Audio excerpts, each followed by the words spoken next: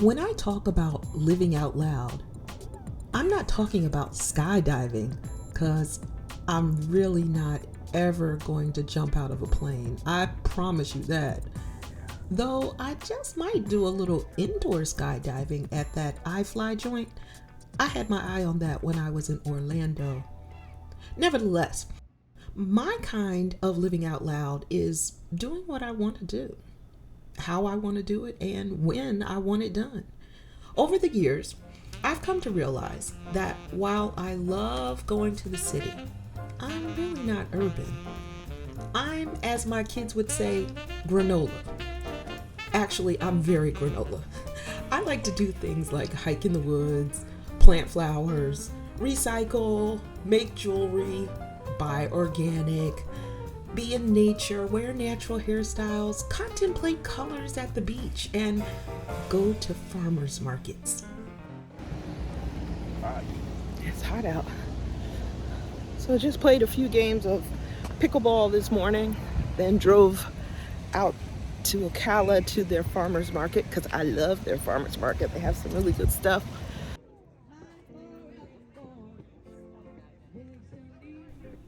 I love a good farmer's market.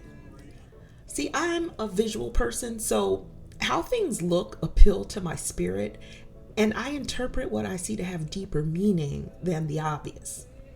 And farmers markets are visually stimulating to me, with all the colors of fresh fruits and vegetables, the shapes of the jars lined up on the shelves filled with something homemade and probably very high on deliciousness.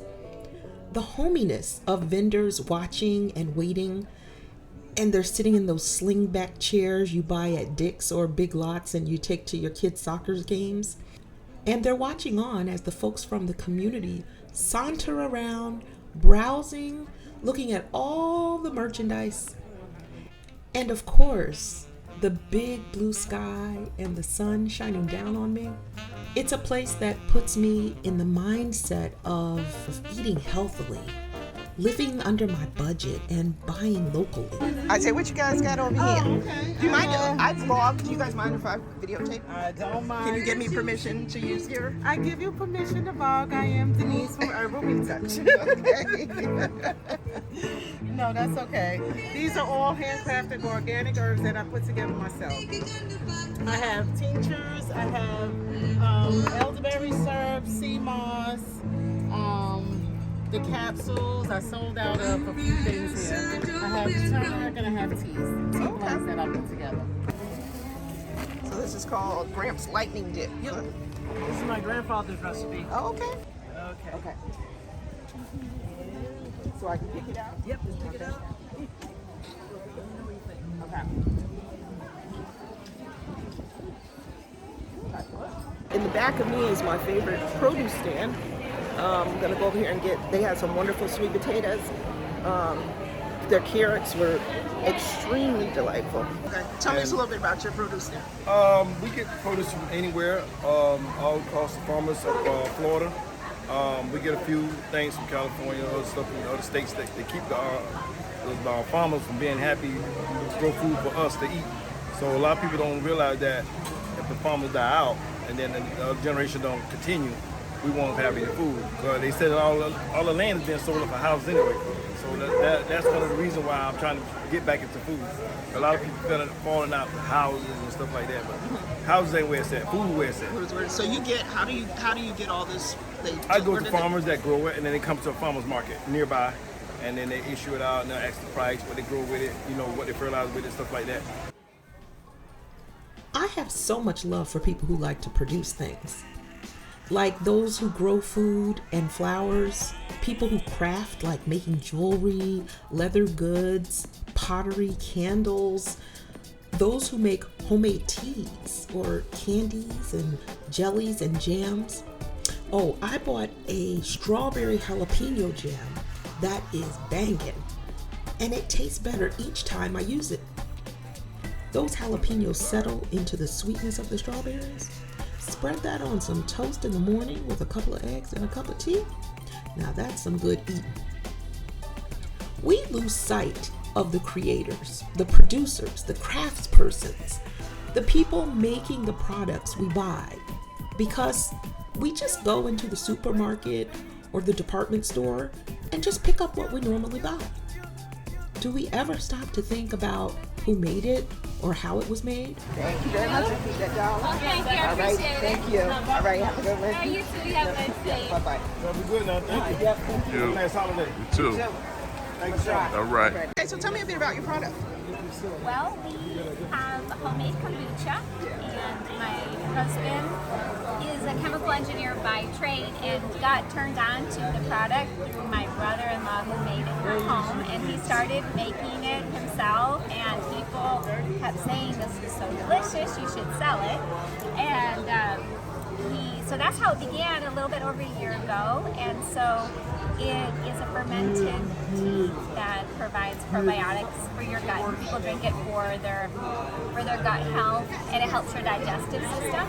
We don't always have to buy items made in sweatshops and large factories where workers make little money and don't get the joy of selling and reaping the financial benefits of what they produce. Look, this one's He blood said orange. it wasn't sweet. That one's blood orange. You'll like that one better. The cherry and Which one was Cherry's that? not sweet. Which one was that? Blood orange. That one's good. Farmers markets makes me think about food, how food affects our physical and mental health, how food is used to identify social class, how food isn't a human right. When I lived in Hartford, Connecticut as a freshman in high school, I was bused to Farmington High School, which is about an hour's bus ride. But the lunches, wow. You had choices. You had the hot lunch line, the hamburger, hot dog, and fries line, the salad line, the cold sandwich line, and the hot lunches were like gourmet meals as far as I was concerned. I think this was the first time that I ever had a gyro. Not only were we given an education with more resources, we were given better nourishment for our bodies and our minds. I'm just finishing up my garlic keeper.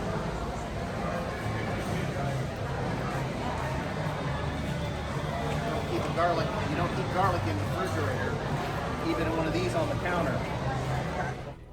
On the one hand, these farmers markets in towns like Ocala, Florida, seem to cater to a middle-class venture. You know, it's cute.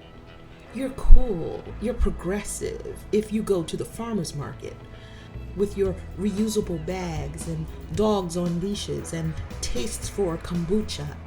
And on the other hand, when I lived in Philly back in the 90s, South Philly's open-air Italian market, which is one of the oldest and largest open-air markets in the United States, had more of a working-class nuts and bolts kind of vibe, with its crowded sidewalks and personal shopping carts, raw meats and fish set on ice plopped in plastic bags tied and knotted. But whether Ocala or South Philly, I love them both. It's like the community coming together, giving the middle finger to big supermarkets and cheering for the small shop owners. We buy all the processed food from invisible owners who get rich as we get sick. Now don't get me wrong, I'ma still go to the supermarket. But the small farmers market, like in Ocala, reminds me we don't have to live this overly processed life. And South Philly's Italian market gives love to small shop owners. Open-air markets are central to Ghanaian society, and women are the ones running so many of the shops. They say that Ghanaian women are more likely to open businesses than Ghanaian men.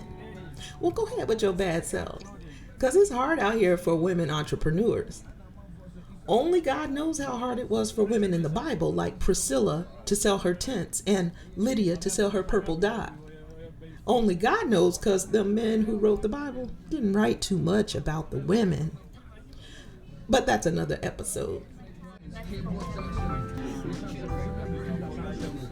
All in all, farmers markets connect the rural to the urban, the farmer to the consumer, fresh ingredients to family tables, and I'm all for it.